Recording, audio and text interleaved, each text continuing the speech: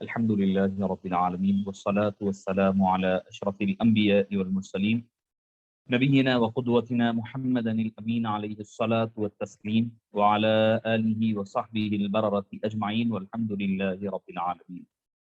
فأعوذ بالله من الشيطان الرجيم. بسم الله الرحمن الرحيم. والفجر وليال عشر والشفع والوتر. صدق الله العظيم وبلغنا وسندنا رسوله النبي الأمين الكريم ونحن على ذلك لمن الشاهدين والشاكرين والحمد لله رب العالمين. فقد قال الله تبارك وتعالى في شأن حبيبه الكريم: إن الله وملائكته يصلون على النبي يا أيها الذين آمنوا صلوا عليه وسلموا تسليما. اللهم صل وسلم وزد وبارك على حبيبك سيدنا محمد وعلى آلہ وصحبہ افضل صلواتک وعدد معلوماتک وبارک وسلم. حضرت مولانا حافظ قاری محمد نظام الدین غوری صوفی صاحب مدت فیوزہ، صدر بزم طلباء قدیم و محبان جامع نظامیہ، اور جمی معزز حضرات، خواتین و حضرات، السلام علیکم ورحمۃ اللہ وبرکاتہ. جیسا کہ آپ حضرات بخوبی واقف ہیں کہ آج کا عنوان ماہ ذی الحجہ الحرام کے فضائل اور مناقب کے حوالے سے آپ کو بتلایا گیا ہے. معزز سامعین کرام، اللہ تعالیٰ نے دنیا کا ایک نظام ہے. اللہ تعالیٰ نے کسی کو کسی پر فوقیت اور فضیلت عطا فرمائی دنیا کے ہر شعبے میں. یہ صرف بات مہینوں کی نہیں ہے، یہ بات صرف دنوں کی راتوں کی نہیں ہے، ہر چیز پر. آپ دھات والی چیز لے لیں. اب دھات ہے ایک چیز، میٹل جس کو ہم کہیں گے. اب اس میں کئی چیزیں آ جاتی ہے، اس میں تانبا بھی آئے گا، پتل بھی آئے گا، سونا بھی آئے گا، چاندی بھی آئے گی. تو آپ بولیں گے کہ بھئی سب کی قیمت ایک نہیں ہوتی، سب کا پرائز ایک نہیں ہوتا، سب کی اہمیت الگ الگ جدا جدا ہوتی ہے. سونے کی قیمت کہیں اور ہوگی، پیتل اور چاندی کی قیمت کہیں اور ہوگی. جو لوگ فضائل کے قائل نہیں ہوتے، انہیں چاہیے کہ پھر وہ جب سونا بیچنے جائیں تو تانبا اور پیتل کے ریٹ میں بیچ دیا کرے، نہ کہ اس کی الگ سے علیحدہ قیمت لگائی جائے. تو بہرحال اسی طرح اللہ تعالیٰ نے دنیا میں ہر چیز کو ایک فضیلت عطا فرمائی، کسی کو کسی پر فضیلت دی گئی. یہ ایک دنیا کا نظام ہے. اللہ تعالیٰ نے ہر شے میں، لکڑی میں دیکھ لیں آپ، چاہے لکڑی میں شیشم کی لکڑی ہے، سندل کی لکڑی ہے، ساگوان کی لکڑی، ہر ایک میں فرق ہے. ببول کی لکڑی ہے، لکڑی میں فرق ہے. تو اسی طرح اللہ تعالیٰ نے جس طرح دنوں میں فضیلت عطا فرمائی تو جمعے کے دن کو افضل بنایا، پیر کے دن کو، جمعرات کے دن کو. پھر جب راتوں کو فضیلت دی تو شب قدر بنائی، شب معراج رکھی، شب برات رکھی، اور عیدوں کی راتیں رکھی. تو یہ فضیلتیں اللہ تعالیٰ نے خود پیدا فرمایا ہے اور رکھا ہے. اس کے رکھے جانے کا مقصد کیا ہے؟ اس کا مقصد یہ ہوتا ہے کہ بندہ گناہگار ہے، خطا کار ہے. ہو سکتا ہے کہ انسان سال بھر عبادت نہ کر سکے، جیسی عبادت کرنا ویسی عبادت نہ کر سکے. تو کم سے کم کہا جا رہا ہے اے نادان، اے غافل بندے، کم سے کم ان راتوں میں آ کر کے اپنے رب کو منا لے، تاکہ یہ بخشش کے موسم ہوتے ہیں، یہ سیزنز ہوتے ہیں، اس کے ذریعے سے اللہ تعالیٰ تمہاری بخشش اور مغفرت فرما دے. یہ وجہ ہوتی ہے ان خاص مواقعوں کو رکھے جانے کی. اور اسی طرح مہینوں کو فضیلت عطا فرمائی تو ماہ رمضان المبارک کی فضیلت سب کے سامنے آیا ہے، ماہ ذو الحجۃ الحرام کی، ماہ محرم الحرام کی. یہ ہر مہینے کی اپنی اپنی ایک فضیلتیں ہیں. اللہ نے ایک کو ایک پر فوقیت اور فضیلت عطا فرمائی، مگر ان ساری فضیلتوں کو ایک جگہ جمع کر دیا جائے تو وہ سارے مہینوں کی فضیلت ایک جگہ ہوگی، اور ماہ ربیع الاول کی فضیلت کے آگے یہ ساری فضیلتیں اس میں جمع ہو جائے گی. کیوں؟ کیونکہ اگر ماہ ربیع الاول نہیں ہوتا تو ماہ رمضان بھی نہیں ہوتا، ماہ ربیع الاول نہیں ہوتا تو ماہ محرم الحرام بھی نہیں ہوتا، ربیع الاول نہیں ہوتا تو ذی الحجہ حرام کی فضیلتیں، یہ برکتیں کہاں سے ملتی؟ تو یہ سارے اعمال کی راتیں، مہینے ہیں. رمضان عمل کا مہینہ ہے، ذو الحجہ عمل کا مہینہ ہے، محرم عمل کا مہینہ ہے، ربیع الاول عمل کا تو ہے ہی ہے، عمل کے ساتھ ساتھ ایمانیات کا، ایمان کا مہینہ ہے. اگر ربیع الاول نہیں ہے تو رمضان بھی نہیں ہوگا، ذی الحجہ بھی نہیں ہوگا، محرم بھی نہیں ہوگا۔ اس مختصر سی تمہید کے بعد میں اپنی گفتگو کی طرف یہ بتلانا چاہ رہا ہوں میں کہ ایک کو دوسرے پر اللہ نے خود فوقیت اور فضیلت عطا فرمائی۔ تو جس طرح دنوں کو، مہینوں کو فوقیت اور فضیلت عطا فرمائی، اسی طرح شخصیتوں میں بھی فضیلتیں ہیں۔ ایک ذات کو دوسری ذات پر فوقیت ہے، ایک ذات کو دوسری ذات پر فوقیت اور فضیلت رکھی ہے۔ انبیاء کرام میں خود قرآن کہتا ہے تلک الرسل فضلنا بعضهم علی بعض، رسولوں کی جماعت وہ ہیں جن میں ایک بعض کو بعض پر ہم نے فوقیت دی ہے، اللہ خود فرما رہا ہے۔ تو فوقیت کا، فضیلت کا انکار کرنا نص قرآنی کا انکار ہے، اور راست حدیث پاک کا، اور جاہل آدمی کہلایا جائے گا جو فضیلتوں کا انکار کر دے۔ تو معزز سامعین کرام، اسلامی مہینوں میں آخری مہینہ ذوالحجہ، ذوالحجۃ الحرام، ذوالحجہ کا مہینہ آخری مہینہ ہے۔ اس کے بعد ہمارا نیا سال، اسلامی نیا سال شروع ہوتا ہے محرم الحرام۔ قربان جائیے، یہ مہینے کا اختتام بھی قربانیوں پر ہے، اور آئندہ مہینے کا آغاز بھی قربانیوں پر ہے۔ تو قربانی اسلام کی جو درخت ہے، اس کو پانی کی ضرورت نہیں ہے، بلکہ اس کو قربانیوں کی اور خون کی ضرورت، اور اللہ کے راہ میں اپنے آپ کو نچھاور کرنے کی ضرورت ہوتی ہے۔ تو اس کے ذریعے سے اسلام کا جو درخت ہے وہ پھیلتا اور پھولتا جاتا ہے۔ تو معزز سامعین کرام، اسلام کے ویسے تو سارے مہینے محترم ہے، قابل عظمت ہے، لیکن اللہ تعالیٰ نے جو بعض کو بعض پر فوقیت، بعض کو بعض پر فضیلت عطا فرمائی ہے، انہی میں ایک مہینہ اسی ذوالحجۃ الحرام کا مہینہ ہے، جس کا غالباً آج سے سعودی عرب میں آغاز ہو چکا ہے، اور کل ہمارے پاس انشاءاللہ العزیز حیدرآباد انڈیا میں آغاز ہوگا۔ تو معزز سامعین کرام، اللہ تعالیٰ نے اس مہینے میں کچھ عبادتوں کو رکھا ہے، اس کی وجہ سے اس کی عظمت میں اور بھی اضافہ ہو گیا ہے۔ پہلے تو یہ مہینہ متبرک اور محترم ہے، کیونکہ یہ اشہر الحرم میں سے ہے۔ اللہ تعالیٰ جو 4 مہینوں کو حرمت والے بنایا ہے، رجب، شوال، ذوالقعدہ، ذوالحجہ، بعض نے محرم کو شامل کیا ہے، اور بعض نے صرف محرم کے 10 دنوں کو لیا ہے۔ اور دوسری جو فضیلت ہے، آپ کو دیکھیں اللہ تعالیٰ نے 2 چیزوں کو ملایا ہے اس مہینے کو۔ اگر آپ دیکھیں گے تو رمضان کا جو مہینہ تھا وہ عبادتوں کا، روزے کا، عبادتوں کا مہینہ تھا، وہ جیسے ہی ختم ہوا اللہ نے حج کے مہینے کا آغاز فرما دیا۔ کیونکہ حج کے مہینے ہم سمجھتے ذوالحجہ آیا تو یہ حج کا مہینہ ہے، نہیں، شوال، ذوالقعدہ، ذوالحجہ، یہ 3 حج کے مہینے ہیں۔ کیونکہ ہوتا یہ تھا کہ لوگ پہلے دور دراز سے سفر کا آغاز کرتے، تو اس وجہ سے وہ لوگ شوال کا چاند نظر آتے ہی حج کی تیاری کر لیا کرتے۔ تو اسی لیے اجازت دی گئی، اگر کوئی حج کا احرام باندھ رہا ہے تو وہ شوال کی پہلی تاریخ سے باندھ سکتا ہے، اس کو اجازت ہے۔ احناف کے پاس، احناف کا موقع بیان کر رہا ہوں میں، شوافی وغیرہ کے پاس رمضان میں بھی اجازت ہے۔ معزز سامعین کرام، اس ذوالحجۃ الحرام کی یہ دوسری فوقیت، پہلی فضیلت تو اشہر الحرم میں سے ہے، دوسری فضیلت یہ ہے کہ اس میں حج کا مہینہ آتا ہے۔ یہ مہینہ حج کا، ذوالحجہ، حج والا مہینہ، حج والا مہینہ، ایک معنی اس کے حج والا مہینہ رکھا گیا، دوسرا معنی یہ کہا گیا کہ اس سے مراد یہ متبرک مہینہ ہے۔ متبرک اشہر الحرم ہونے، حج کا مہینہ ہونے کے ساتھ ساتھ یہ محترم اور متبرک سمجھا جاتا ہے، حرمت والا مہینہ سمجھا جاتا ہے، اسی لیے اس کو ذوالحجہ کہا جاتا ہے۔ اچھا، اس کی 2 فضیلتیں ہیں، ایک اس کی حرمت کا والا مہینہ ایک ہوگا، اور اس مہینے کا ادب اور احترام کرنا سب پر واجب ہے۔ تو پہلا جو حرمت والا مہینہ جس میں جہاد کرنے کی ممانعت تھی، یہ حکم منسوخ ہو چکا ہے، یعنی اب اس میں اجازت دے دی گئی کہ بھئی اگر کوئی جہاد کرنا چاہتا ہے تو کر لے، مگر دوسرا حکم یعنی اس کا ادب کرنا، احترام کرنا، اس میں عبادتیں کرنا، اور اس میں عبادت گزاری میں گزارنا، یہ بھی یہ حکم باقی ہے، اور یہ تا قیامت باقی رہنے والا ہے۔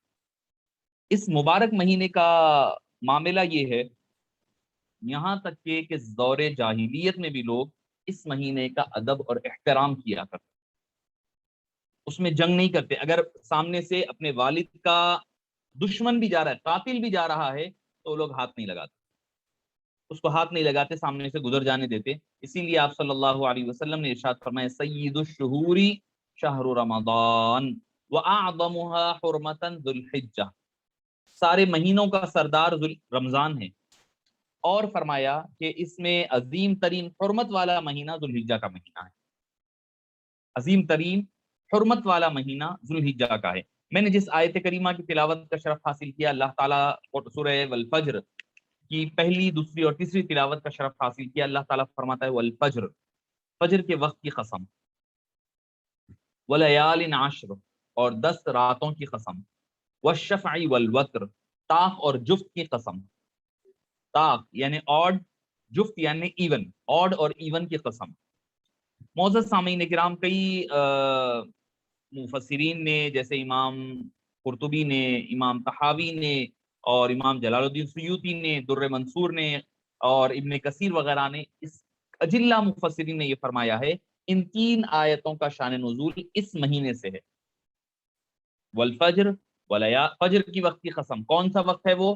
حدیث پاک میں آپ صلی اللہ علیہ وسلم نے فرمایا کہ وہ فجر کے وقت سے مراد نہر کا، یوم النہر ہے، عید کے دن کا کی فجر، عید کے دن کی فجر کی قسم اللہ تعالیٰ کھا رہا ہے۔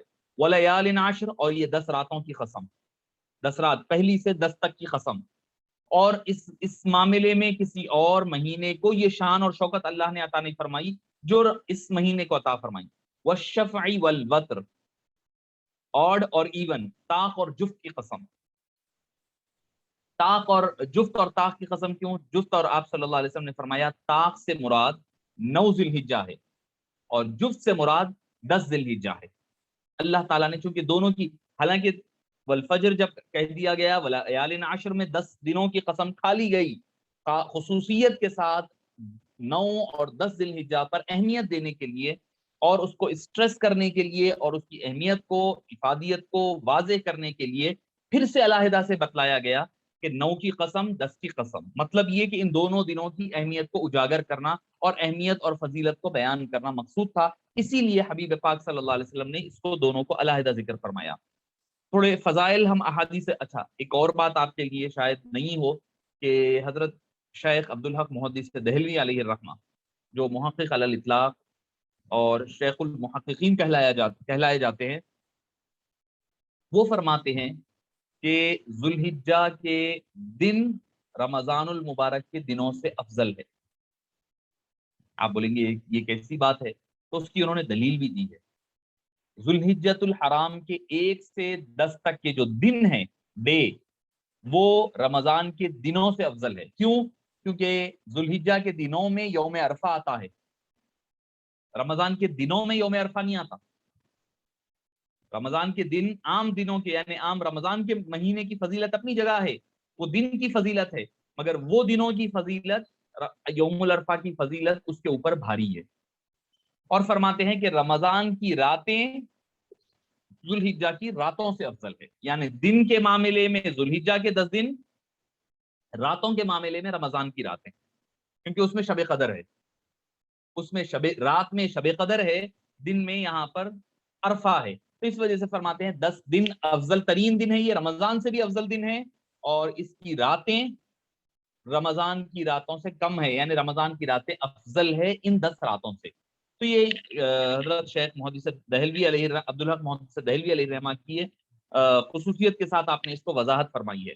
آپ صلی اللہ علیہ وسلم نے ذوالحجۃ الحرام کے عشرہ مبارکہ یعنی 10 دن کی اہمیت کو اجاگر فرماتے ہوئے فرمایا ہے کوئی دن ایسا نہیں ہے جس میں نیک عمل اللہ کے ہاں ان 10 دنوں کے نیک عمل سے زیادہ ہو اور پسندیدہ ہو۔ صحابہ نے پوچھا یا رسول اللہ کہ اللہ کے راستے میں جہاد کرنے سے بھی بڑھ کے ہے کیا دن؟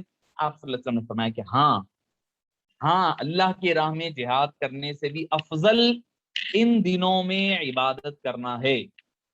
تو معزز سامعین کرام، اس سے پتہ چلتا ہے فرائض کے بعد تو جہاد فی سبیل اللہ سب سے بڑا کام ہے، سب سے بڑی نیکی ہے، مگر حبیب داور صلی اللہ علیہ وسلم فرما رہے ہیں اس سے افضل کیا ہے؟ ان راتوں میں، ان دنوں میں عبادت کرنا۔ ایک اور حدیث پاک میں ارشاد فرمایا اللہ عز و جل کے نزدیک کوئی عمل زیادہ پاکیزہ اور اجر کے ثواب کے اعتبار سے، اجر و ثواب کے اعتبار سے زیادہ بڑا اور عظیم نہیں ہے ان نیکیوں کے مقابلے میں جو پہلے عشرہ میں اللہ بندہ کیا کرتا ہے۔ تو صحابہ نے پوچھا یا رسول اللہ جہاد سے بھی افضل ہے؟ آپ صلی اللہ علیہ وسلم نے فرمایا ہاں جہاد سے بھی افضل ہے۔ اس کو امام ترمذی نے نقل فرمایا ہے۔ ایک اور حدیث پاک میں آپ صلی اللہ علیہ وسلم نے فرمایا کہ جب پہلا عشرہ داخل ہو جاتا تھا تو انتہائی، آپ صلی اللہ علیہ وسلم انتہائی جد و جہد کرتے، یہاں تک کہ بعض اوقات اس کی قدرت بھی نہیں ہوتی تھی، اس کے باوجود آپ عبادتوں میں مشغول رہا کرتے۔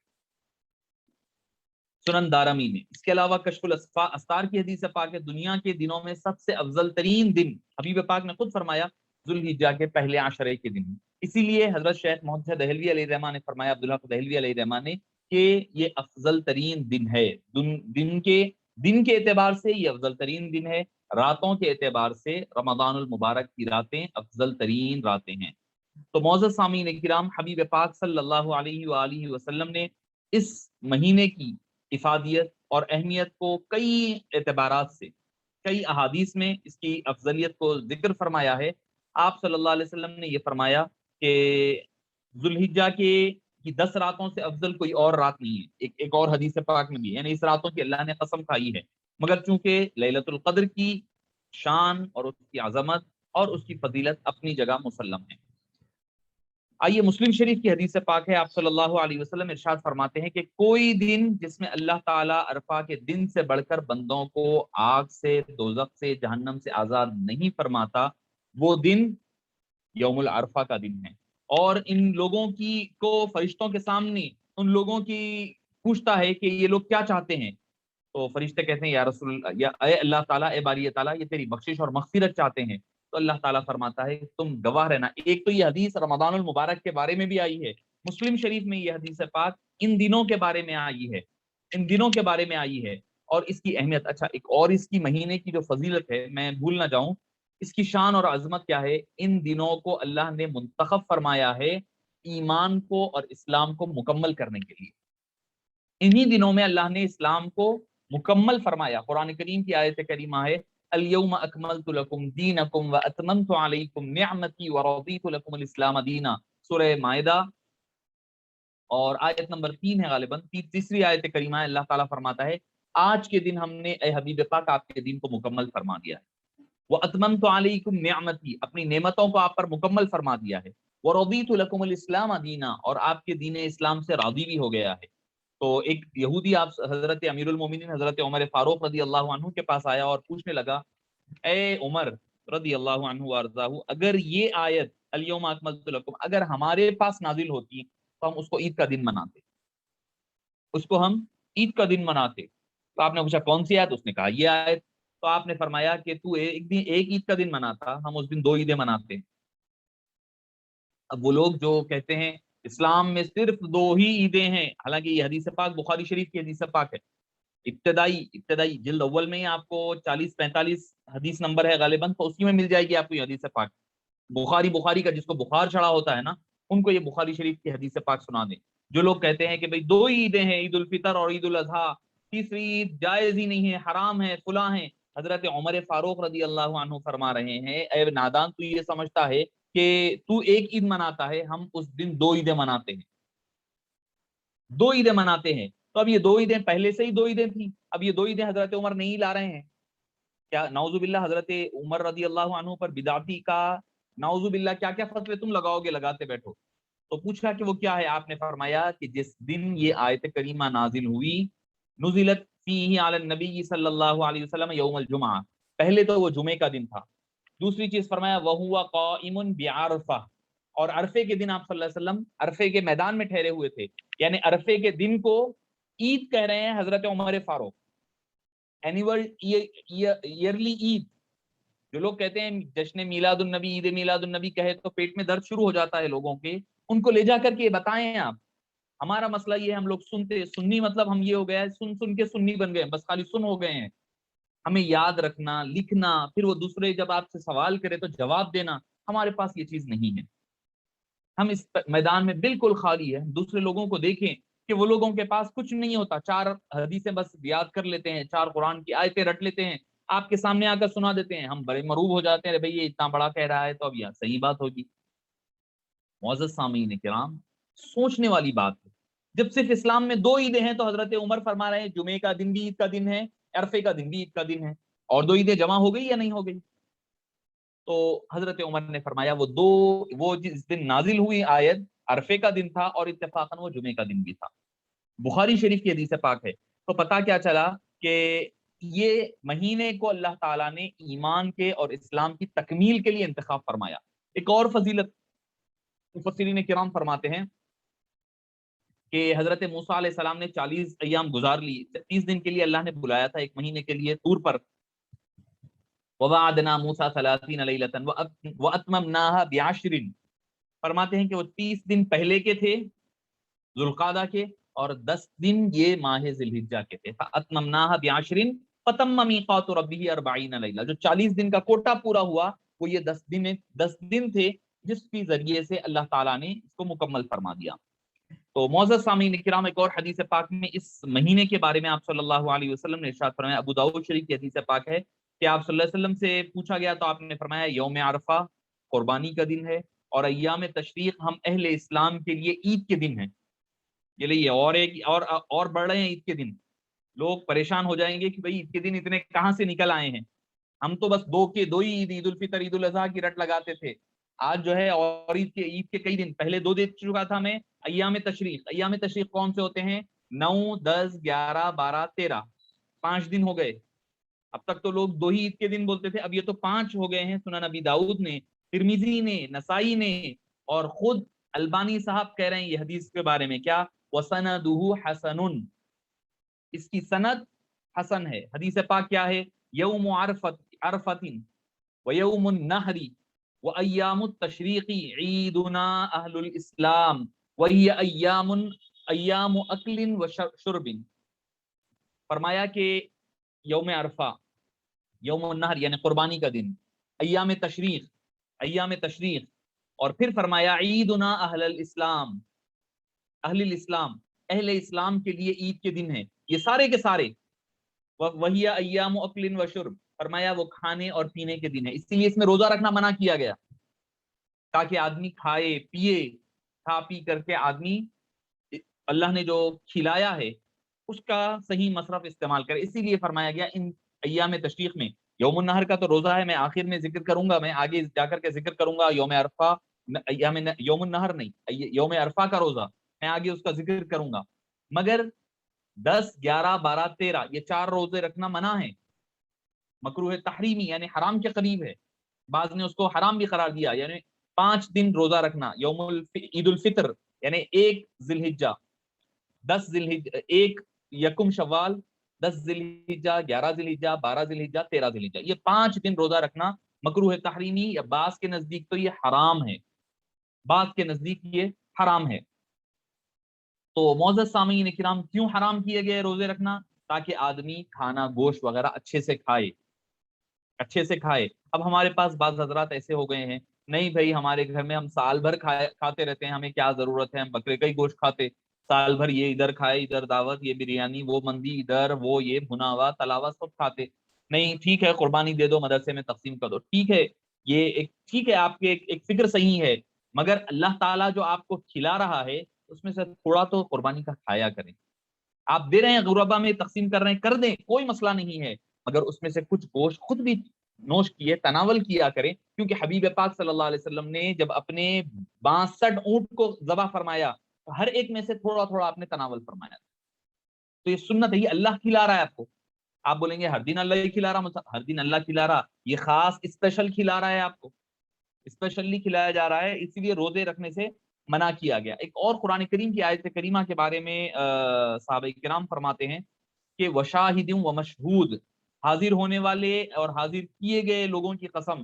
تو اس سے مراد حضرت ابو ہریرہ رضی اللہ عنہ سے مروی ہے، آپ صلی اللہ علیہ وسلم نے فرمایا کہ یوم موعود وشاہد مشہود سے مراد قیامت کا دن ہے، اور یوم مشہود سے مراد عرفے کا دن ہے، اور شاہد سے مراد جمعے کا دن ہے.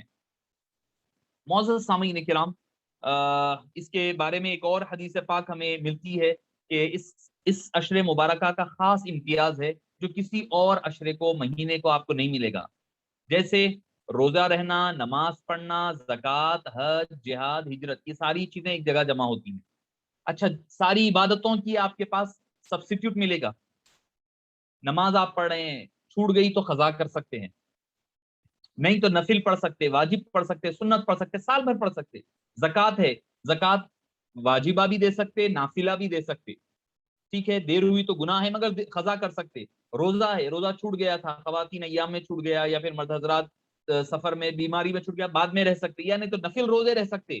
مگر اس مہینے کی خاصیت دو چیزوں سے ہے۔ ایک یہ کہ بھائی حج کا تعلق اسی مہینے کی 10 دنوں سے ہے، اس کے علاوہ کہیں بھی اور آپ نفل حج بھی نہیں کر سکتے۔ ایسا نہیں جا کے آپ عرفے کے میدان میں بعد میں شوال کے ذوالقعدہ ربیع الاول محرم میں جا کے بولے نہیں میں اب ٹھہر کے کروں گا، لوگ بولیں گے اسلام سے نکل جائے گا آدمی، مذاق اڑا رہا ہے بول کر۔ تو معزز سامعین کرام، حج کی فضیلت ایک ایسی فضیلت ہے اس مہینے کے ساتھ کہ آپ بعد میں کبھی بھی نہیں کر سکتے وہ عام دنوں میں۔ اور قربانی آپ عام قربانی تو دے سکتے ہیں نفل یا صدقے کے طور پر، مگر جو ثواب قربانی کا ہے وہ ثواب آپ کو سال بھر کبھی بھی نہیں ملنے والا۔ تو معزز سامعین کرام، اس مہینے کے 10 دنوں میں اللہ تعالیٰ ساری عبادتوں کو جمع فرما دے رہا ہے۔ جتنے قسم کی عبادتیں ہیں، آپ صلی اللہ علیہ وسلم اس میں صدقہ کیا کرتے تھے، تو زکوٰۃ آ گئی۔ زکوٰۃ بول تو ہمارے ذہن میں بس وہ سال میں دیے جانے والی 2.5% آتا ہے۔ زکوٰۃ، ہر صدقے کو زکوٰۃ کہا جاتا ہے، زکوٰۃ دیا جانا۔ تو صدقہ کیا کرتے تو زکوٰۃ شامل ہو گئی۔ نمازیں تو ویسے بھی ہے، روزہ بھی ہے، حج بھی ہے۔ تو یہ 10 دن کی فضیلت ماہ ذی الحجہ کی ایسی ہے، اس میں ساری عبادتیں جمع ہوتی ہے جو کبھی اور سال میں کبھی جمع نہیں ہوتی۔ رمضان ہے، رمضان میں آپ زکوٰۃ دے لیں گے، روزہ رکھ لیں گے، نمازیں پڑھ لیں گے، حج تو نہیں ملتا، قربانی نہیں ملتی، یوم عرفہ کا ثواب نہیں ملتا۔ تو وہاں کی اس کی اپنی فضیلت ہے، مگر یہ 10 دن ایسے ہیں اس میں اللہ تعالیٰ ساری چیزوں کو یکجا فرما دیا کرتا ہے۔ تو معزز سامعین کرام، یہ بڑے اہم دن ہے، ان دنوں کی اللہ نے قسم کھائی ہے، ان دنوں میں اللہ تعالیٰ نے حبیب پاک صلی اللہ علیہ وسلم بڑا اہتمام فرمایا کرتے۔ اچھا، اب اس میں کرنے والے کام کیا ہے؟ چونکہ اب وقت کی تنگی ہے تو میں کرنے والے کام کی طرف آتا ہوں، چونکہ وہ بھی اس میں بھی تفصیلات آئے گی۔ تو پہلا عمل جو ہے کرنے والا، تسبیح، تمحید، تسبیح، تکبیر اور تحمید کیا کریں۔ تکبیر، تسبیح اور تحمید۔ آپ بولیں گے یہ کیا ہے تسبیح، تحمید اور تکبیر؟ تسبیح کہتے ہیں سبحان اللہ کو کہنا، تحمید کہتے ہیں الحمدللہ کہنا، تکبیر کہتے ہیں اللہ اکبر کہنا۔ کیونکہ حدیث پاک میں ہے، آپ صلی اللہ علیہ وسلم نے فرمایا کہ ان دنوں میں لِيَشْهَدُوا مَنَافِعَ لَهُمْ وَيَذْكُرُوا اسْمَ اللَّهِ فِي أَيَّامٍ مَّعْلُومَاتٍ۔ اللہ خود قرآن میں فرما رہا ہے سورہ حج میں، وَيَذْكُرُوا اسْمَ اللَّهِ فِي أَيَّامٍ مَّعْلُومَاتٍ، اللہ کا ذکر خوب کیا کرو ان خاص دنوں میں، ایام معدودات، معلوم مہینوں میں، مقررہ مہینوں میں تم اللہ کا خوب ذکر کیا کرو۔ اس کے بارے میں تمام مفسرین نے ایک حدیث پاک بھی ہے، ایام معلومات سے مراد حبیب پاک صلی اللہ علیہ وسلم نے فرمایا کہ ذوالحجۃ الحرام کے، ذوالحجہ کے یہ مبارک مہینے ہیں۔ تو ایک تو قرآن کریم سے تسبیح کرنے کا حکم ہے، اللہ کا ذکر کرو۔ اب اللہ کے ذکر میں تحمید بھی شامل ہے، تسبیح بھی شامل ہے، تحلیل بھی شامل ہے، تکبیر بھی شامل ہے، ساری چیزیں، حمد و ثنا، ساری چیزیں شامل ہے۔ مگر چونکہ حبیب پاک صلی اللہ علیہ وسلم نے فرمایا ما من ایام اعظم عند اللہ ولا احب الیہ العمل فیہن من ایام العشرہ فاکثروا فیہن التسبیح والتکبیر والتحلیل۔ حبیب پاک صلی اللہ علیہ وسلم نے خصوصیت کے ساتھ الفاظ استعمال فرمائے ہیں۔ تسبیح کہتے ہیں اللہ کی پاکی بیان کرنا، جیسے ہم کہتے ہیں سبحان اللہ سبحان اللہ۔ تکبیر کہتے ہیں اللہ کی بڑائی بیان کرنا، کبریائی بیان کرنا، اس کی بڑائی کا ذکر کرنا، جیسے اللہ اکبر ہم کہا کرتے ہیں۔ تحلیل کہتے ہیں اللہ کے تنہا ہونے، وحدانیت کو ظاہر کرے، لا الہ الا اللہ کو کہنا تحلیل کہتے ہیں۔ تحمید اللہ کی حمد و ثنا بیان کرنا، اس کی تعریف بیان کرنا، جیسے الحمدللہ۔ تو اسی لیے ان چاروں چیزوں کو ہمارے بزرگان دین، لوگ کہتے ہیں بھائی 5 کلمے پڑھنا بدعت ہے۔ اب یہ حدیث پاک آپ لے لیں، ایک طرف رکھ لیں، میں جو حدیث پاک آپ کو سنن ابھی ابن ماجہ کی جو ذکر کیا ہوں، امام احمد نے نقل کیا، یہ حدیث کو سامنے رکھ لیں، تکبیر، تحمید، تحلیل، تسبیح۔ ہمارے بزرگان دین نے کیا کیا؟ سبحان اللہ والحمد للہ ولا الہ الا اللہ واللہ اکبر، ایک ہی لائن میں ساری چیزوں کو جمع فرما دیا۔ تو معزز سامعین کرام، آسان کیا ہے؟ ہمارے لوگ پڑھے بھی تو یہ کلمہ ایسا پڑھتے کہ لوگوں کو ہیبت ہونے لگتی ہے، سبحان اللہ والحمد للہ۔ کسی کا انتقال ہوا تو لے کر جاتے وقت جو یہ تسبیح پڑھی جاتی ہے تو لوگ اس خطرناک انداز میں پڑھتے ہیں، سبحان اللہ والحمد للہ ولا، لوگ سمجھتے ارے بھائی ڈر کے مارے لوگوں، خواتین گھر میں پریشان، وہ اسی لیے اتنا ہیبت ناک۔ ایک ہمارے عزیز و اقارب میں تھے، ان کے گھر میں اگر یہ تسبیح پڑھی جائے تو سمجھتے تھے کہ کوئی بری بات ہے ان کے پاس، بدشگونی لی جاتی۔ تو معزز سامعین کرام، اتنی یہ اہمیت کی حامل تسبیح ہے، ثقیلتان فی المیزان، خفیفتان علی اللسان، زبان پر ہلکے ہیں، میزان پہ وزنی ہے۔ سبحان اللہ و بحمدہ سبحان اللہ العظیم۔ صحابہ کرام کیا کرتے، جب بھی ان 10 دنوں میں تکبیرات کہتے ہوئے بازاروں میں نکل جاتے اور لوگ بھی ان تکبیرات کے ساتھ ملا کرتے ایک دوسرے کے ساتھ، تو لوگوں ایک دوسرے کے ساتھ تکبیرات جب ملاقات ہوتی تو سلام کے بعد تکبیرات یہ زور سے پڑھتے، انہوں ان کے جواب میں زور سے پڑھا کرتے۔ تو سبحان اللہ والحمد للہ پہلا کام ہے سبحان اللہ والحمد للہ ولا الہ الا اللہ واللہ اکبر ولا حول، اضافہ کر لیں ولا حول ولا قوت الا باللہ العلی العظیم۔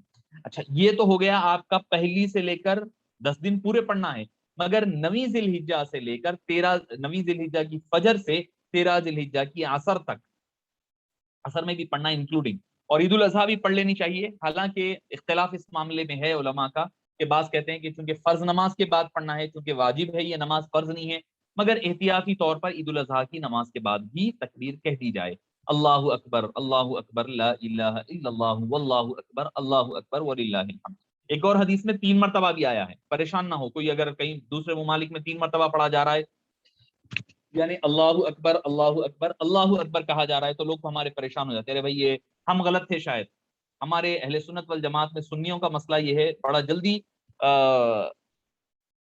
کم ہمت ہو جاتے ہیں، انفیریٹی کا شکار ہو جاتے ہیں، ارے بھائی ہم غلط تھے شاید، یہ صحیح ہے شاید، ایسا نہیں ہے۔ دونوں بھی چیزیں احادیث سے ثابت ہے، اللہ اکبر تکبیر جو ہے دونوں بھی الفاظ سے شامل ہوئے، دونوں الفاظ سے وارد ہوئی ہے۔ تو عرفے کے دن کی فجر کے بعد سے عصر تک، 13 تاریخ کی عصر تک پڑھنی چاہیے۔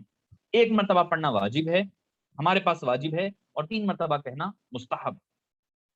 اب لوگ لڑائی نہ کریں کہ بھائی ارے بھائی ایک ہی بار پڑھ رہے ہیں، ہم 3 بار پڑھ رہے ہیں۔ 3 بار پڑھنا سنت مستحب ہے، اور 1 بار پڑھنا واجب ہے۔ 1 بار پڑھ لیں تو کافی ہے، اگر 3 بار کیونکہ اب یہ دنوں میں نیکیاں کمانے کا مہینہ اور دن ہے، تو لہٰذا مستحب اور نفل کام زیادہ سے زیادہ کیا کریں۔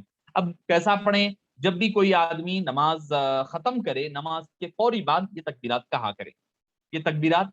کریں۔ تو تکبیرات کہنے سے مراد یہ ہے، تکبیرات کہیں تو اگر آپ جماعت سے پڑھ رہے ہیں تو بھی کہیں، تنہا پڑھ رہے ہیں تبھی بھی کہیں، خواتین اپنے گھروں میں کہیں، مرد حضرات زور سے پڑھیں، خواتین آہستہ پڑھیں۔ مرد حضرات لوگ کہہ رہے ہیں بھائی یہ زور کے پڑھنا کہاں پر ہے، بعض ہم ممالک میں دیکھتے ہیں وہاں پر آہستگی کے ساتھ پڑھتے ہیں۔ تو معزز سامعین کرام، اس میں لڑائی جھگڑے کی بات نہیں ہے، کیونکہ میں جیسے عرض کیا کہ وہ بازاروں میں گزرتے تو تکبیرات اتنی زور سے پڑھتے کہ گونج اٹھتے بازار، تو اگر زور سے پڑھتے ہیں تو زور سے پڑھا جا سکتا ہے، اگر کوئی آہستہ پڑھتے ہیں تو آہستہ بھی پڑھا جا سکتا ہے، اس میں کوئی مضائقہ نہیں ہے، کوئی گناہ نہیں ہے، کیونکہ یہ تکبیرات واجب ہے۔ اگر کوئی آدمی کی جماعت سے نماز چھوٹ گئی ہے تو نماز جماعت کے فوری بعد، جب بھی وہ تنہا بھی پڑھ رہا ہے تو تنہا پڑھنے کے بعد پڑھ لیا کرے۔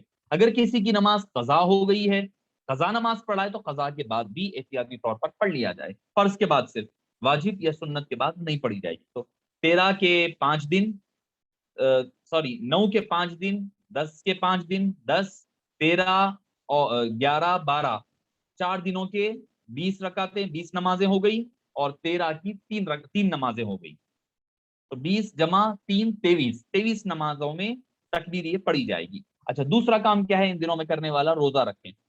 حضرت سیدتنا کون ہے، حضرت بی بی عائشہ ہے یا ام سلمہ رضی اللہ عنہا سے مروی ہے کہ نبی کریم صلی اللہ علیہ وسلم ذوالحجہ سے پہلے، یعنی 9 دن، ذوالحجہ سے پہلے 9 دن، اور عاشورہ کا محرم کا روزہ، اور ہر مہینہ ایام 20 یعنی 12 13 14 15، اور ہر مہینے کے پہلے پیر کو اور جمعرات کو آپ صلی اللہ علیہ وسلم روزہ رکھا کرتے ہیں، ابو داؤد کی حدیث پاک۔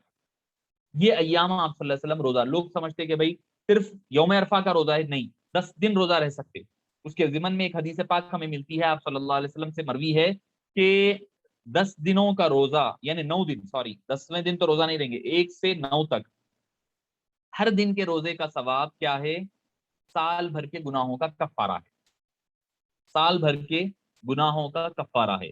9 ذی الحجہ کے روزے کا ثواب یہ ہے کہ پچھلے سال کے گناہوں کا کفارہ اور آنے والے سال کے گناہوں کا کفارہ، روزہ رکھنا۔ دوسرا کام یہ ہے کہ روزہ رکھا جائے، کیونکہ روزہ ہمیں بھی پتا ہے کہ روزے جو ہے جہنم سے ڈھال بنتے ہیں۔ الصوم جنہ، روزے کے اپنے فضائل ہے، ہم اس سے پہلے بھی کئی مرتبہ سن چکے ہیں روزے وغیرہ کے فضائل، روزے کی اہمیت۔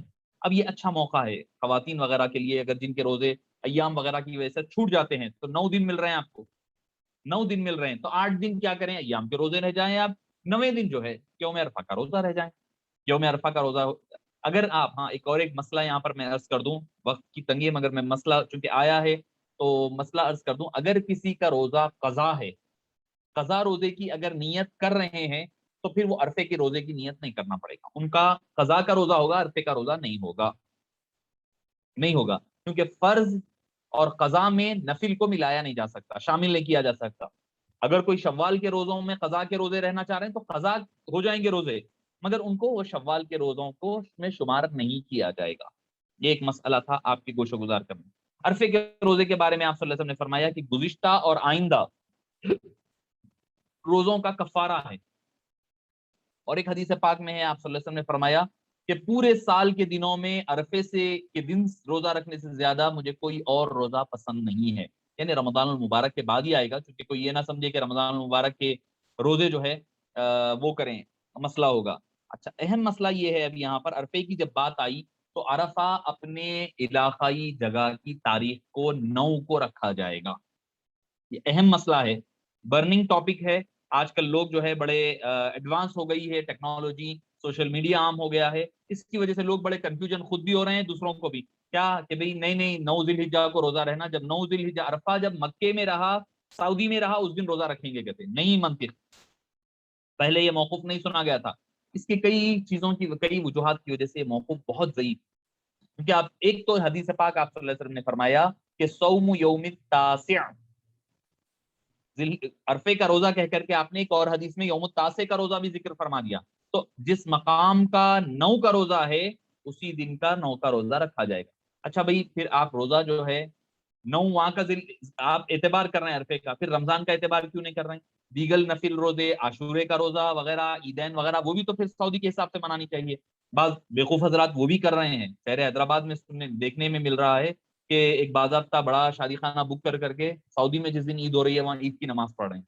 इस कदर बेवकूफी की इंतहा हो गई है। अच्छा, दूसरी बात यह है कि अगर ये मान लिया जाए सऊदी में जिस दिन यौम अरफा है उस दिन मनाया जाए, सब रोजा रहे, तो उन ममालिक का क्या जिसमें उस वक्त रात हो रही है?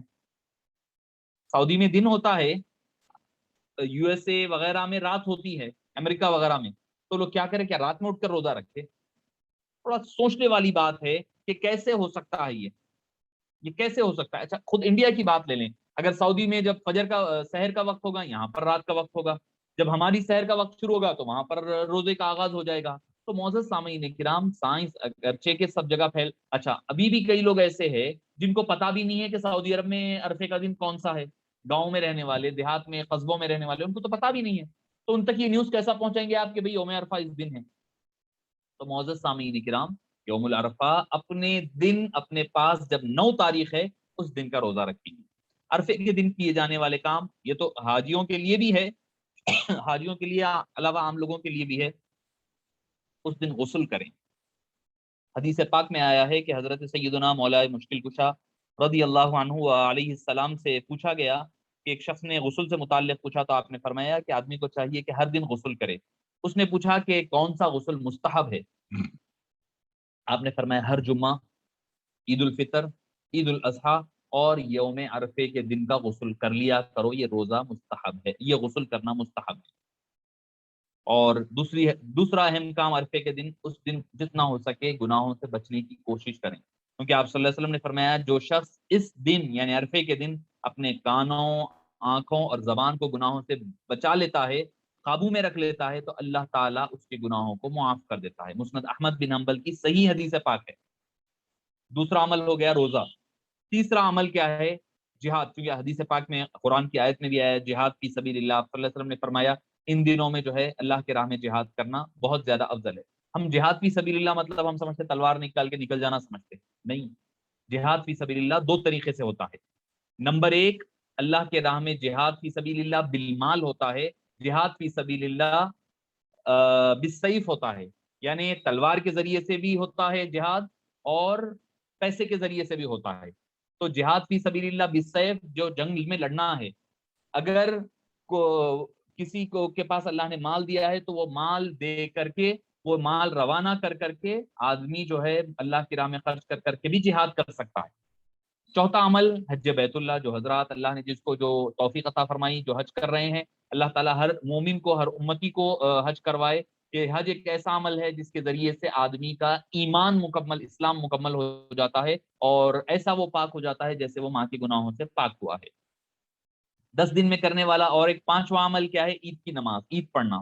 عید کی نماز پڑھنا ہر مسلمان پر واجب ہے، بالغ پر، اور اس مرد حضرات کے لیے، ابھی خواتین بھی جانے کی کوشش کر رہی ہیں، خواتین کے لیے واجب نہیں ہے۔ خواتین اپنے گھروں میں چاہے تو شکرانے کی نماز پڑھ لے، عید کی نماز وہ گھر میں نہیں پڑھ سکتی ہیں۔ عید کی نماز ویسے بھی گھر میں نہیں ہو سکتی، ایک الگ موضوع ہے، الگ مسئلہ ہے، لاک ڈاؤن کے دوران ہم نے اس پر گفتگو کی ہے۔ چھٹا عمل یہ ہے کہ قربانی دینا، قربانی دینا۔ تو قربانی اللہ کی راہ میں دینا ایسا ہے، آپ صلی اللہ علیہ وسلم نے فرمایا قربانی سے بڑھ کر کوئی اور افضل ترین، ان صلاتی و نسکی و محیای و مماتی للہ رب العالمین۔ قرآن کریم میں، احادیث طیبہ میں کئی فضائل آئے ہیں۔ آپ صلی اللہ علیہ وسلم سینگوں کے 2 مینڈے قربانی دیا کرتے، ایک پر کہتے، اور آپ کو دیکھا گیا کہ آپ صلی اللہ علیہ وسلم اپنا بایاں پہلو جو ہے ایک جانور پر رکھتے، بسم اللہ واللہ اکبر پڑھ کر ان دونوں کو ذبح فرمایا کرتے۔ 7واں عمل کہ قربانی کی نیت رکھنے والا عشر ذی الحجہ میں بال اور ناخن نہ کاٹے۔ 7واں عمل، یہ آخری عمل ہے۔ بات اپنی گفتگو ختم کر رہا ہوں، سوالات اگر ہیں تو لے لیتے ہیں، جیسا کہ مولانا ابھی ذکر کر رہے تھے۔ تو جو حضرات قربانی دینے کا ارادہ کر رہے ہیں، تو اب تو چونکہ چاند نظر آ چکا ہے، تو وہ حضرات پہلی سے لے کر قربانی ہونے تک اپنے بال اور ناخن نہ کاٹے۔ یہ مستحب عمل ہے، یہ ایک مستحب عمل ہے۔ چونکہ اچھا اب یہ ہے کہ نہ کاٹے، کیونکہ آپ صلی اللہ علیہ وسلم نے فرمایا کہ چونکہ ان کا نہ کاٹنا، یہ حاجی، یہ تو حج کو نہیں جا سکے لوگ، یہ اگر نہیں کاٹتے ہیں، قربانی بھی دے رہے ہیں، قربانی کے بعد کاٹتے ہیں، تو یہ مشابہت ہوگی حجاج کرام کی، تو اللہ تعالیٰ ان کو حجاج کی مشابہت کرنے کی وجہ سے ان کا وہ ثواب عطا فرمائیں گے۔ تو اچھا اب جو قربانی دے رہے ہیں وہ نہیں کاٹیں گے، ان کے لیے تو حکم ہے۔ اب گھر والوں کے لیے کیا ہے؟ جو قربانی جن کی نہیں ہو رہی ہے ان کو اجازت ہے، مگر بہتر یہ ہے کہ نہ کاٹا جائے۔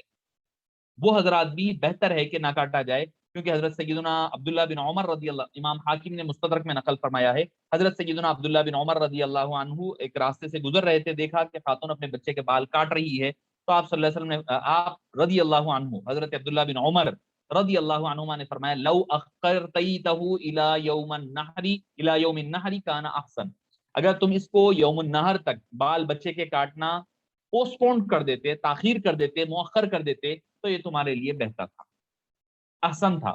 تو یہ اعمال ہے کرنے کے، 7 عمل آپ کے سامنے گوشہ گزار کیا ہوں۔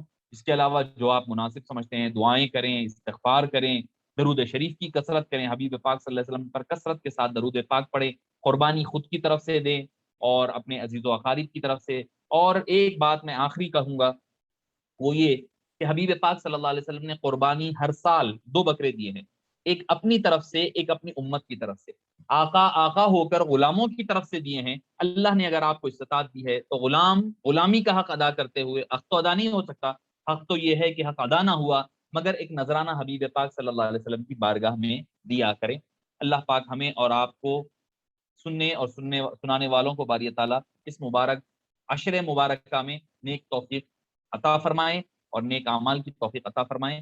جو حضرات اگر کچھ سوالات کے لیے مولانا فرما رہے تھے، اگر ہیں تو پھر کیا جا سکتا ہے۔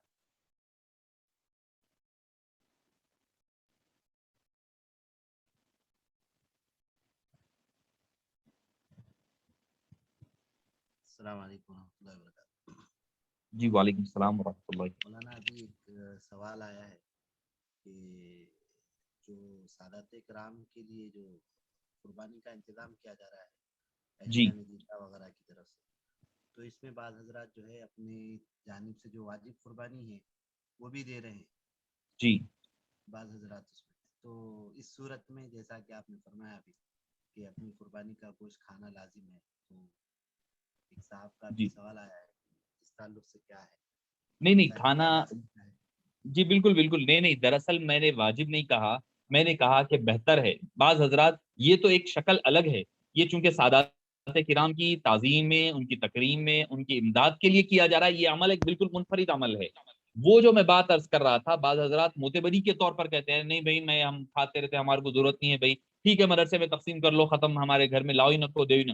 وہ حضرات کے لیے کہا میں، اگر جن کے لیے ممکن ہے کہ وہ اس میں سے تبرکن چکھ سکتے ہیں تو وہ چکھیں، اس وجہ سے نہیں کہ بھئی ہم کھاتے رہتے چھوڑ دو والی بات نہیں، اگر امکان ہے، چانسز ہے، اگر ہو سکتا ہے تو کی بات ہے۔ اب چونکہ یہ معاملہ بالکل مختلف ہے، یہ آقا نامدار صلی اللہ علیہ وسلم کی آل پاک کو، حالانکہ وہ حضرات اپنے کوئی رشتہ داروں میں بھی دے سکتے تھے وہ حصہ، مگر چونکہ آپ صلی اللہ علیہ وسلم کی پاک آل جو غریب سادات کرام ہیں ان کے لیے کرنے کی کوشش کی جا رہی ہے، تو یقیناً یہ رول ان کے اوپر امپلیمنٹ نہیں ہوگا۔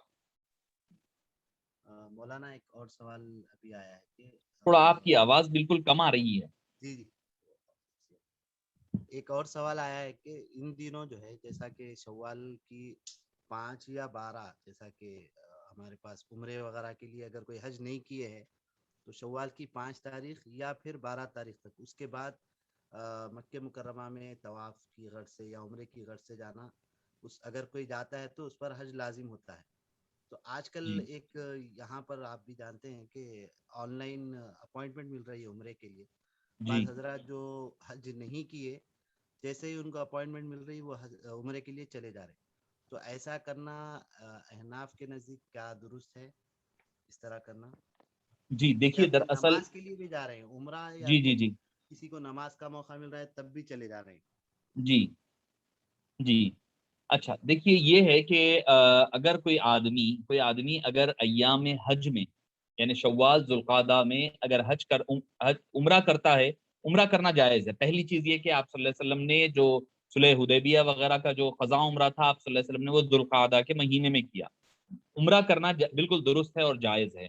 اور آپ صلی اللہ علیہ وآلہ وسلم نے جو عمرۃ القضاء کیا وہ پہلے کیا، حج بعد میں فرمایا ہے، حج بعد میں فرمایا ہے۔ 9 ذی الحجہ کے بعد آپ نے جو آخری سال حج فرمایا ہے 10 ذی الحجہ میں، فتح مکہ کے وقت آپ نے ایک عمرہ فرمایا اور عمرۃ القضاء، دونوں بھی عمرے حج سے پہلے ہوئے ہیں۔ ایک تو مسئلہ یہ ثابت ہو گیا کہ شوال ذوالقعدہ وغیرہ میں حج عمرہ کرنے سے کیا جا سکتا ہے۔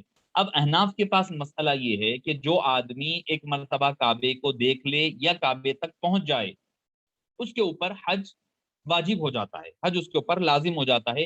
اسے اگر استطاعت ہو تو اسے چاہیے کہ وہ اسی سال حج کرے۔ اب استطاعت میں کیا کیا شامل ہے؟ مال، پیسہ وغیرہ رہنا ایک چیز۔ دوسری سب سے اہم چیز کیا ہے کہ حکومت، اب چونکہ حکومت کی طرف سے اجازت اور پرمیشن ضروری ہے، اگر وہ اجازت ملتی ہے تو آدمی کر سکتا ہے۔ تو ایسی صورتحال میں اگر اس کو اجازت نہیں ملتی ہے اور وہ عمرہ موقع ملتا ہے اگر کر لیتا ہے تو اس کو اجازت ایک حد تک، کیونکہ احناف بھی کہتے ہیں کہ اگر کوئی پہلی مرتبہ دیکھ لے تو اس سال اگر وہ رک سکتا ہے اور اس کو اجازت ہے، اس کی سواری کے کھوئے جانے کا اندیشہ نہیں ہے، تو وہ حج کرے لازمی طور پر۔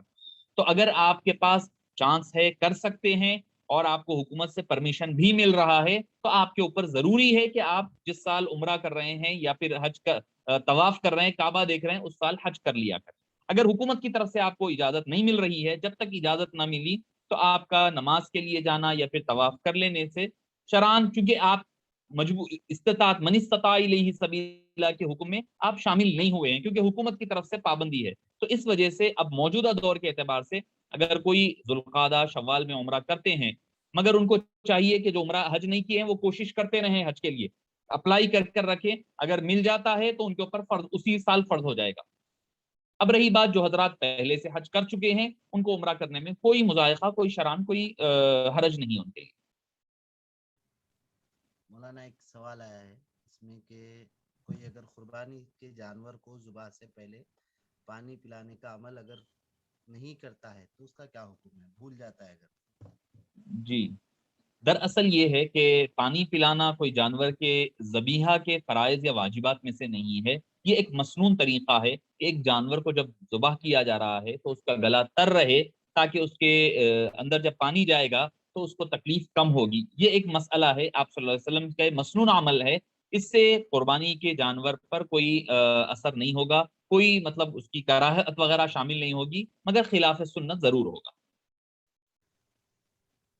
مولانا ایک اور سوال یہ ہے کہ عام طور پہ جو ہے لوگ اپنی حیات میں تو قربانی نہیں کرتے، کسی وجہ سے، کاہلی کی وجہ سے، یا پھر جو ہے مالی استطاعت نہ ہونے کی وجہ سے، تو ان کی جانب سے ان کے اولاد میں سے اگر کوئی قربانی کرتا ہے تو کیا ان کا جو واجب تھا وہ ادا ہوگا، یا صرف ایصال ثواب کے طور پر وہ کیا جاتا ہے؟ جی پہلی بات، ہمارے پاس یہ بہت بڑا المیہ اور پریشانی ہے ہمارے لوگوں کی طرف سے کہ واجب قربانی نہیں دیا کرتے. بہت بڑی ہمارے پاس خرابی ہے.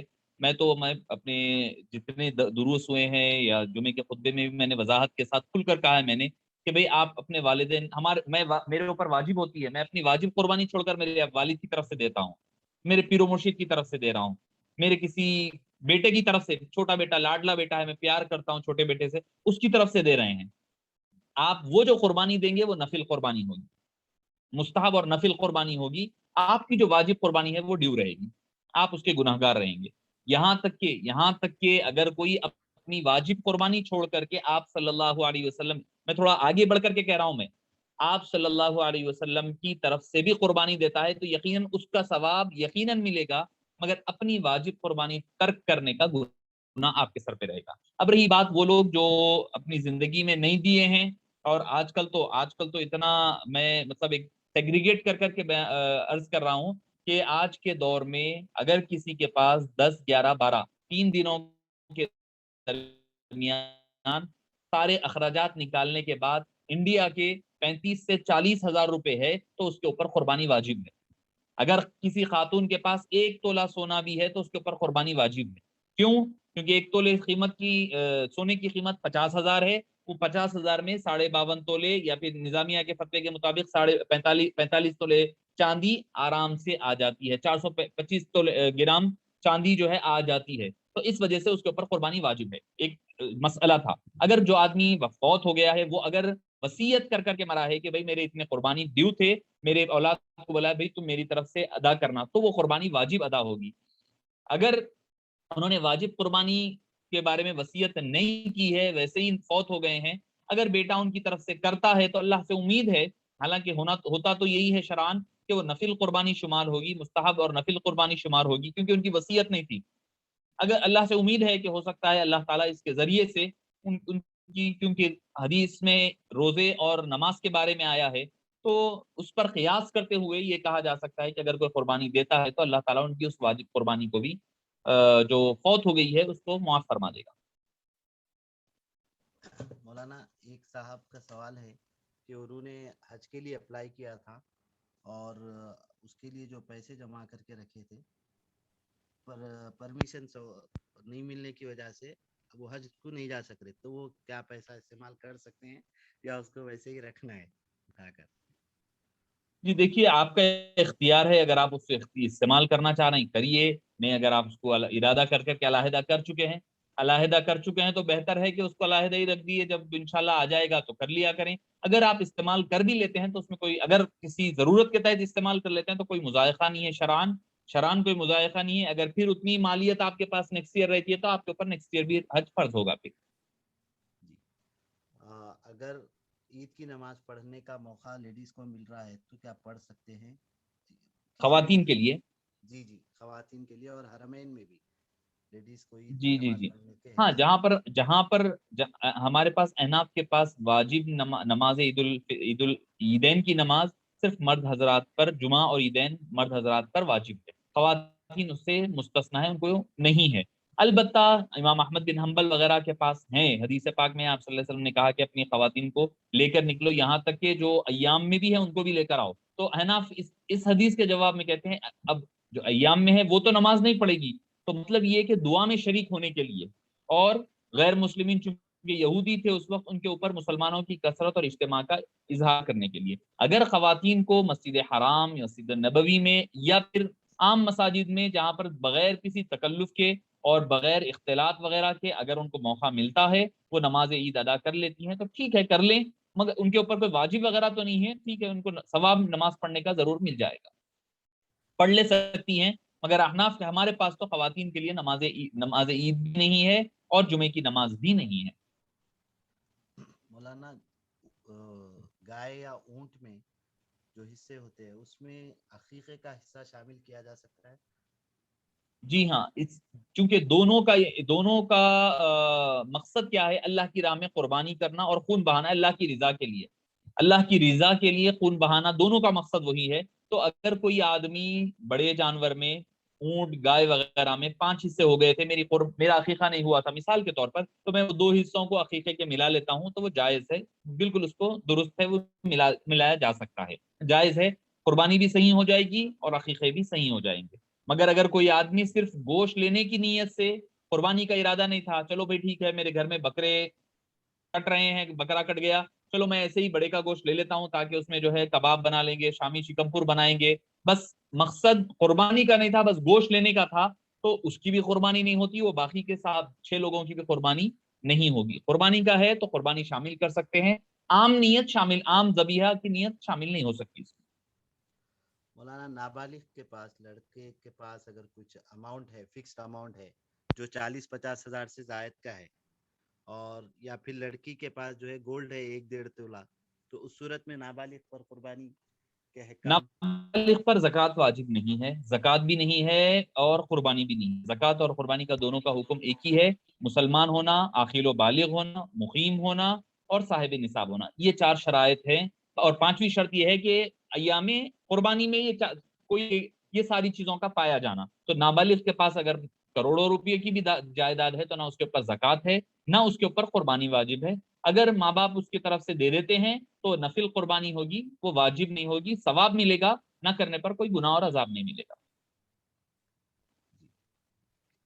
کسی کا اور کوئی سوال ہے تو آپ اپنا مائک آن کر کے پوچھ سکتے ہیں۔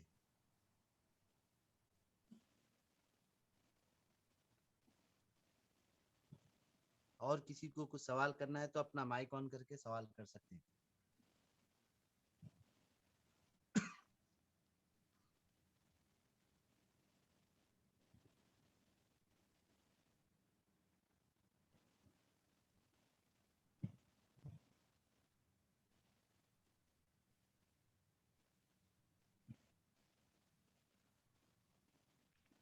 مولانا دعا فرماتی ہے۔ الحمد للہ رب العالمین والصلاة والسلام علی اشرف الانبیاء والمرسلین نبینا وقدوتنا محمد الامین علیہ الصلاة والتسلیم وعلی آلہ وصحبہ البررة اجمعین والحمد للہ رب العالمین۔